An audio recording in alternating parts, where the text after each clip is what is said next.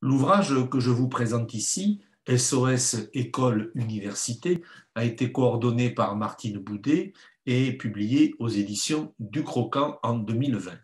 Il a été rédigé par une douzaine d'auteurs, dont deux collectifs. Comme son titre l'indique, il tente d'attirer l'attention de façon urgente, sinon désespérée, sur la situation de l'ensemble du système d'éducation en France aujourd'hui. Ce système d'éducation qui, de l'école jusqu'à l'université, est en passe d'être détruit dans son esprit, en tout cas, dans ses objectifs de système public, destiné à accueillir le plus grand nombre, à offrir et partager une éducation comme service public. En effet, depuis une trentaine d'années maintenant, une idéologie qu'on appelle néolibérale est à l'œuvre pour transformer radicalement ce système éducatif, ses composantes, pour faire en sorte que ces acteurs, les personnels, les enseignants, mais aussi les élèves, les étudiants, les parents d'élèves, les administratifs, etc., se soumettent à une toute autre façon de penser ce que devrait être l'éducation.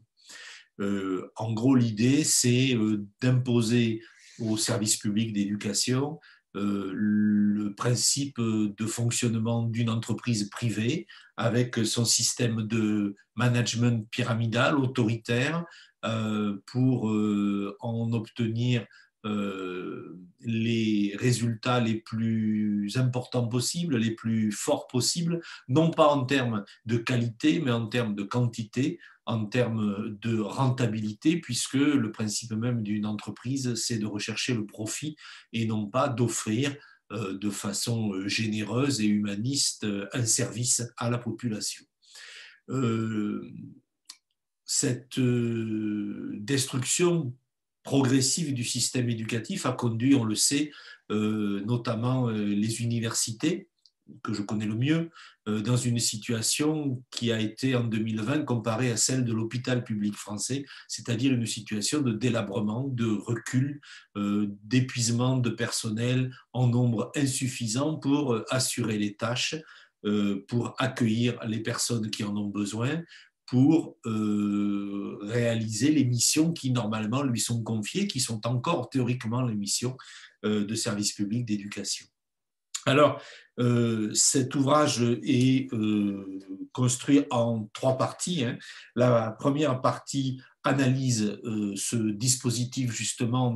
néolibéral et la façon dont il pense l'éducation, la société en général, exclusivement comme un système d'échange économique. La deuxième partie montre comment, tout en se prétendant libéral sur le plan économique, ce mode de fonctionnement s'avère extrêmement autoritaire pour essayer de contraindre le système à aller dans son sens, les acteurs à aller dans le sens qui est visé par cette politique-là, en modifiant le cadre au sein duquel s'exercent les missions, en exerçant des pressions sur les personnels, en évidemment mettant en difficulté le système tout simplement par l'absence de moyens qui fonctionne du coup à la fois comme un système de chantage et comme une carotte pour obliger les gens à aller dans une certaine direction. La troisième partie de cet ouvrage montre comment on peut essayer de résister, comment déjà des gens depuis plusieurs décennies essayent de résister à ces pressions pour faire en sorte que le système éducatif, depuis l'école jusqu'à l'université, comme l'indique le sous-titre de l'ouvrage, reste un système éducatif démocratique. C'est un ouvrage présente une excellente synthèse, il me semble, de la question, qui mérite une grande attention et qui, nous l'espérons, puisque je fais partie de ses contributeurs, pourra faire prendre conscience à la fois de la situation dramatique dans laquelle se trouvent les services d'éducation dans ce pays et aussi des dangers imminents qui pèsent non seulement sur le système, mais sur ceux et celles qui normalement devraient en bénéficier, c'est-à-dire les enfants, les adolescents, la jeunesse, la population de demain,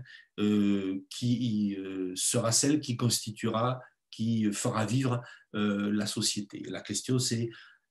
avec quelle éducation et avec quel projet de société à l'esprit on aura conduit la jeunesse à faire société dans les années, dans les décennies qui viennent.